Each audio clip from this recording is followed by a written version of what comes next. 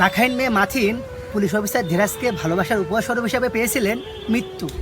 স্বাগতম জানাচ্ছি টেকনাফ থানা থেকে। আপনাদেরকে আজকে একটি বাস্তব প্রেম কাহিনী শোনাবো, যার মূল নায়ক হচ্ছে ধীরাজ ভট্টাচার্য এবং মাথিন। স্মৃতি এমন একটি জিনিস যা থেকে যায় আজীবন, অসমাপ্ত প্রেম কাহিনী।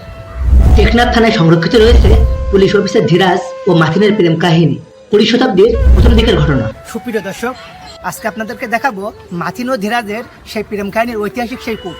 কলকাতার সুদর্শন পুরুষ পুলিশ কর্মকর্তা ধীরাজ ভট্টাচার্য অতি ভয়ানক ও দুর্গম এলাকা টেকনাফে বদলে হয়ে আসেন। টেকনাফ থানার অদূরে সমুদ্রের নীল জলরাশি। থানায় তার তেমন একটা কাজ ছিল না, অনেকটা ঘুরে ফিরে সময় কাটাতেন ধীরাজ। থাকতেন থানার ভিতরে ছোট একটা কটেজে। হঠাৎ একদিন মেয়েদের কণ্ঠ শুনে ঘুম ভাঙে ধীরাজের। দেখতে পেলেন পাতকুয়ার পাশ থেকে 50 থেকে 60 জন রাখাইন মেয়ের হাস্যোজ্জ্বল চেহারা। এভাবে বেশ কিছুদিন চলার পর মাথিনকে দেখে ভালো লাগে ধীরাজের। মাথিন দেখতে অনেকটা বাঙালি মেয়েদের মতো।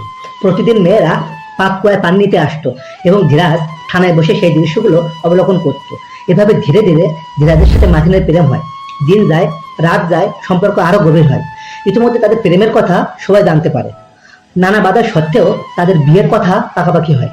এরই মাঝে কলকাতা থেকে ধীরাজের বাবার চিঠি আসে তার নিকট। ধীরাজকে কলকাতা যেতে হবে 1 মাসের ছুটি নিয়ে। ছুটি না মিললে যেন চাকরি থেকে অব্যাহতির বিয়ে হলেও সে যেন বাড়ি আসে। ধীরাজ সিদ্ধান্ত নিল কলকাতা যাবে। সে মাথিনকে সবকিছু জানালো। মাথিন রাজি হলো না, তাই অনেকটাই বাধ্য হয়ে ধীরাজ টেকনাফ থেকে পালিয়ে চলে যায় কলকাতা। এটা সহজে মেনে নিতে পারেনি প্রেমিকা মাথিন। মাথিনের মনে হলো বাবার অসুখের কারণ দেখিয়ে বিয়ে করবে না বলে পালিয়েছে ধীরাজ। প্রাণ পুরুষ ধীরাজকে হারিয়ে অন্য জল ত্যাগ করে হয়ে পড়েন শয্যাশয়ী এবং একদিন তিনি মারা যান। এ কারণে প্রেমের সাক্ষী মাথিন খুব দেখে হাজারো প্রেমিক প্রেমিকা তাদের ঐতিহাসিক ভালোবাসাকে সম্মান করে।